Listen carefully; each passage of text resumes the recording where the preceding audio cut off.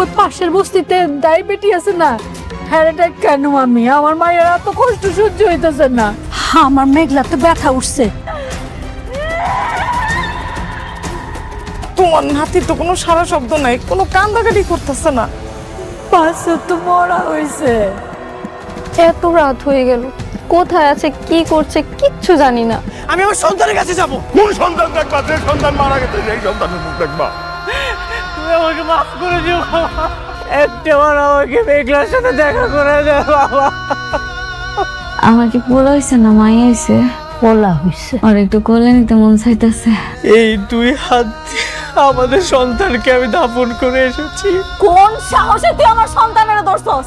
আমি কইছি বিশ্বাস করো অনেক, এই সন্তানের বাপ তুমি। তোমার সন্তান এটা কই? তখন তো তুই ওর পিতৃ পরিচয় দাস নাই। আজকে আমার সন্তানটা মইরা গেছে দেখা তুই নিজের হাতে আমার সন্তানের কবর দিয়াইস। হ্যাঁ, কোন অধিকারে তুই কবর দিছস? কোন অধিকারে কবর দিছস? কথা ক, কথা কস না কেন? কোন অধিকারে দিছস?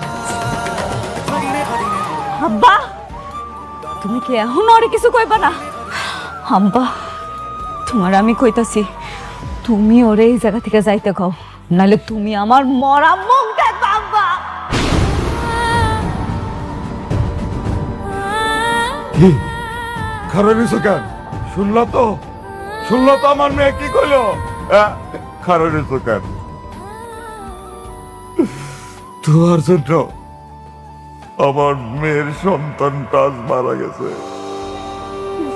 তোমার জন্য আমার মেয়ের জীবনটা ধ্বংস হয়ে গেছে। তোমারে আমার আর দরকার নাই।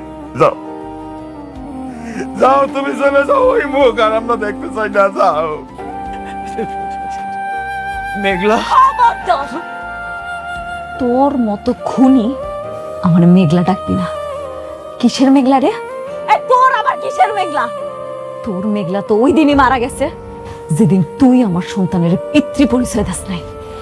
যা কইতাছি, আমার চোখের সামনে থেকে যা। তুই আমার বাচ্চার খুনি, তুই আমার বাচ্চার খুনি। তুই যা কইতাছি আমার চোখের সামনে থেকে যা, আমার চোখের সামনে থেকে। বাবা এই খবরদার, খবরদার, আমি তোমার বাবা না। আমি তোমার মতো কলঙ্কিত পোলার বাবা হইতে পারি না। তোমার মতোই নিকৃষ্ট ছেলের বাবা আমি হইতে পারি না। তুই যাও, যাও, তুমি যাও, বেড়ে যাও।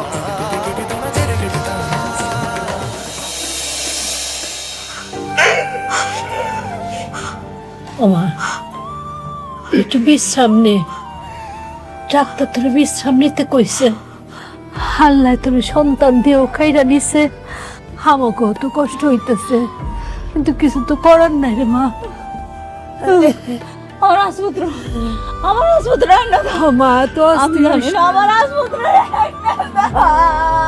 আমার রোগের রাজপুত্র, আমার মারে, আমার সঙ্গে রাজপুত্র রান্না দাও। আমার রাজপুত্র রান্না দাও। আমার রাজপুত্র আমার গলায়।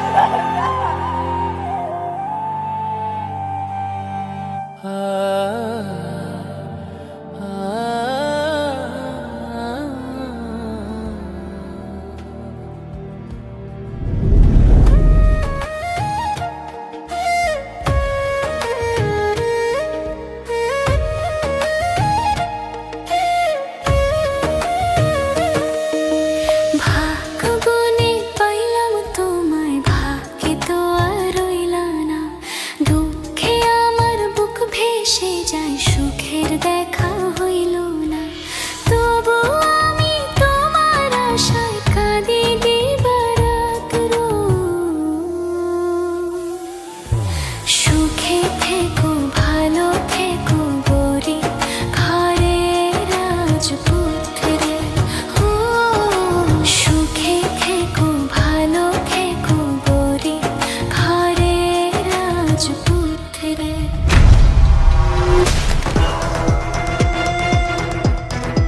একটার পর একটা ষড়যন্ত্র করে, একটার পর একটা ষড়যন্ত্র করিস।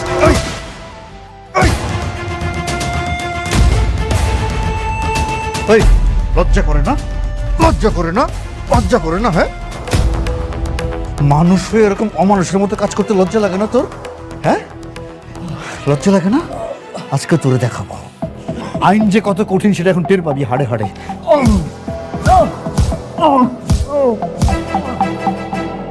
লজ্জা লাগে না? না আমি সহ্য করতে পারতেছি না স্যার। সহ্য করতে পারতেছিস না?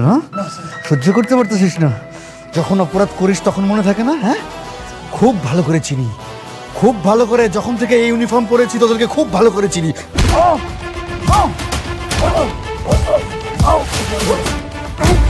এতক্ষণ লাগে উঠতে। ওর দাঁড়া, আবার বলে মাইরেন না, আবার বলে মাইরেন না। হ্যাঁ?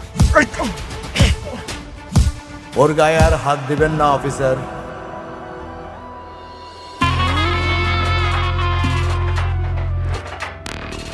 আনিস সাহেব, রুস্তম, প্লিজ বসেন। ওকে প্লিজ, জামিনের কাগজ। জামিনের কাগজ?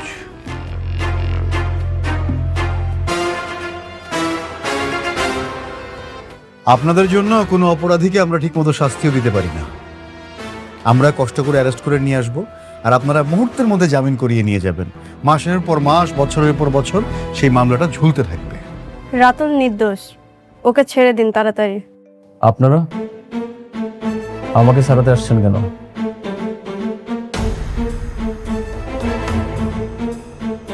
আমি বাবাকে বলেছি ওই ফকিন্নি বাচ্চা আর ওর স্বামীর যতদিন পর্যন্ত না উচিত শিক্ষা না দিতে পারবো ততদিন আমি এই লড়াই করেই যাব। এত বড় রিস্ক নিচ্ছেন সামান্য চোরের জন্য?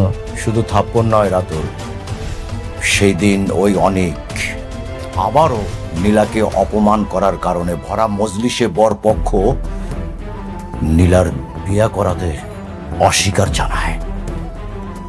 ওই অনেকের কারণে আমার বাসা ভর্তি আত্মীয় স্বজনের সামনে আমাকে অপদস্থ হতে হয়েছে, এমনকি আমার বিয়েটাও ভেঙে গেছে। আমি অনেকের শেষ দেখে ছাড়বো। তাহলে তো এখন আমাদের শত্রু এক।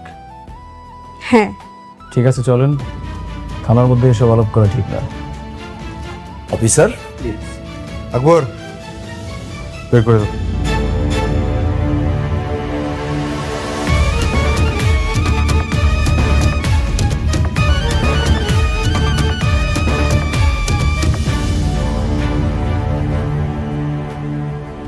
হ্যাঁ, আকবর, কিছু বুঝলা? না স্যার। কেন ফিডার খাও? এক বিল্ডার্স ঝামেলার কারণে দিয়ে গেল থানায়, আর আরেক বিল্ডার্স প্রতিশোধ নিতে ছাড়াই নিয়ে গেল। এই বিল্ডার্সে যে কি খেলা, এই খেলাটাই বুঝলাম না। আরে বাবা আসছো?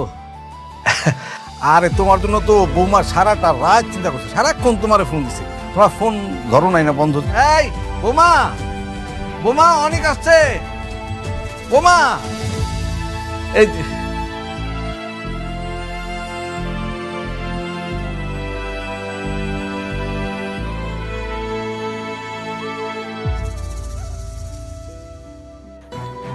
সারা রাত তোমার জন্য অপেক্ষা করেছি অনেক, একটা ফোন পর্যন্ত দিলে না। মেঘলার কাছে গিয়ে কি তোমার এই অসুস্থ স্ত্রীর কথা একবারও মনে পড়েনি?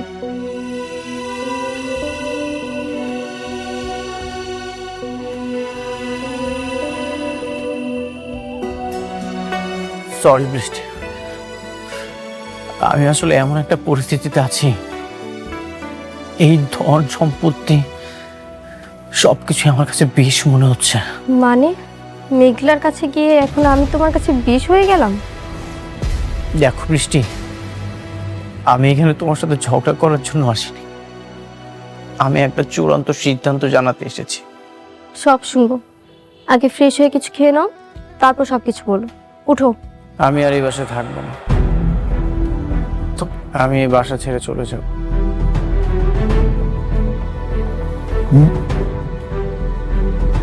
বাসায় থাকো না মানে কি যাতা বলতেছো? সব মাথা ঠিক আছে তোমার? বোঝেন না আঙ্কেল, এখন তোর সন্তান হয়েছে, প্রথম স্ত্রী আছে, এখন কি আমার মতো বন্ধা মেয়ের কাছে ওর মন টিকবে? অনেক বাবা, এটা কিন্তু তুমি ঠিক করতেছো না। বড় বউরে পাইয়া ছোট বউরে তুমি রাস্তায় ফেলা দিতেছো। এখন তো ওর স্বপ্ন পূরণ হয়েছে, ওর সন্তান হয়েছে, এখন আর বৃষ্টিকে দিয়ে কি করবে? এখন তো মেঘলার অগাধ টাকা, আবার সন্তানও হলো।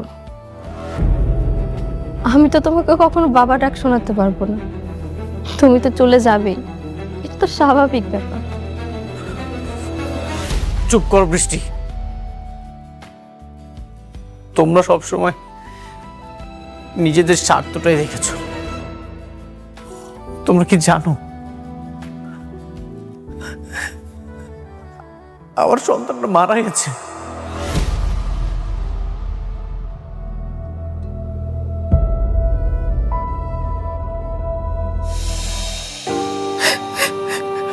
আমি এই 2 হাত দিয়ে আমার সন্তানকে আমি দাফন করে এসেছি। কি কি বললে তুমি? সন্তান মারা গেছে মানে? হ্যাঁ, মেঘলা অনেক হাসপাতালে গিয়েছিল, কিন্তু গর্ভের সন্তানের পরিচয় না থাকায় একটা হাসপাতালও ভর্তি নেয়নি। শেষমেশ অ্যাম্বুলেন্সের ভিতরে ডেলিভারির সময় সন্তানটা ছটফট করতে করতে মারা গেছে। সরি অনিক, আমি জানতাম না। এই সব কিছুর জন্য আমি দায়ী। আমি আমার সন্তানকে খুন করেছি। আমি যদি সন্তানের পিতৃ পরিচয়টা দিয়ে দিতাম তাহলে এমনটা কখনোই হতো না। আমি খুনি। শান্ত হও অনিক, এগুলো কি বলছো বলো? মেঘলার কি খবর? মেঘলা ঠিক আছে তো? সে ভালো আছে। এই ধন সম্পদ টাকা পয়সা আমি সবকিছু ত্যাগ করতে চাই। আমার প্রায়শ্চিত্ত হওয়া দরকার। যতদিন পর্যন্ত না এই পাপের প্রায়শ্চিত্ত আমি করতে পারছি, আমি আর এইসবের মধ্যে থাকবো না। বৃষ্টি, তুমি আমাকে ক্ষমা করে দিও।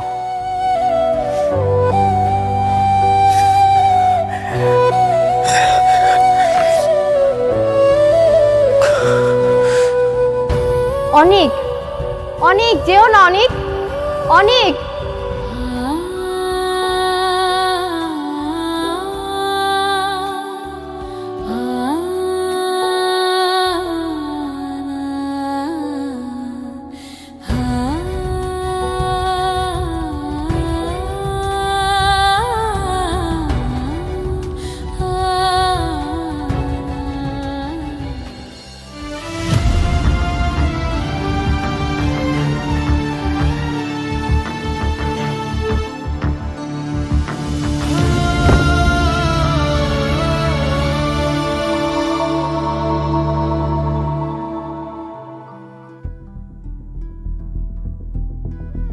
আসসালামু আলাইকুম ম্যাডাম। ওয়ালাইকুম আসসালাম। আমার বাবার দেয়া যে পৈতৃক সম্পত্তিটা আমার আছে, যে বাড়িটা আমার নামে লেখা আছে, সেই বাড়িতে আমি আমার আব্বা আম্মারে নিয়ে আজকে উঠতে চাই। এই নরকের বস্তিতে আমি আর থাকবো না। ঠিক আছে ম্যাডাম, আমি গাড়ি পাঠিয়ে দিচ্ছি, আর এদিকে আমি সবকিছু রেডি করে রাখছি। ধন্যবাদ। মা, এই ব্যাগটা একটু রাখ।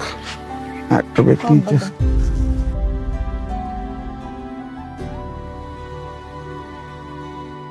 দে, কই?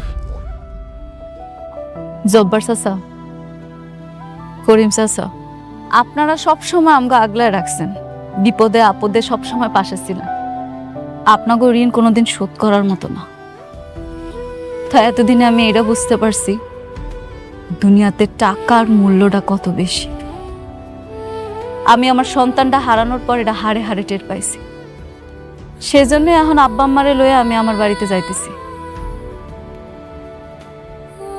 আপনারা আমাকে জন্য দোয়া করবেন। মেঘলা ভুইলা যাইস না, তোর যখন মন চাইবো তুই আয়া পড়বি বস্তিতে, আমিও দেখতে। চিন্তা করিস না, অবশ্যই আসবো। আমি কথা দিয়া যাইতেছি, আমি আপনাকে ভুলবো না, আপনাকে বিপদে আপদে সবসময় পাশে থাকবো। তাই আমার এখন যাইতে হইব। আমি আমার আব্বা আম্মারে লইয়া আমার নিজের বাড়িতে থাকবো। গাড়ি চলে আসছে, আম্মা চলো। আব্বা চল মা।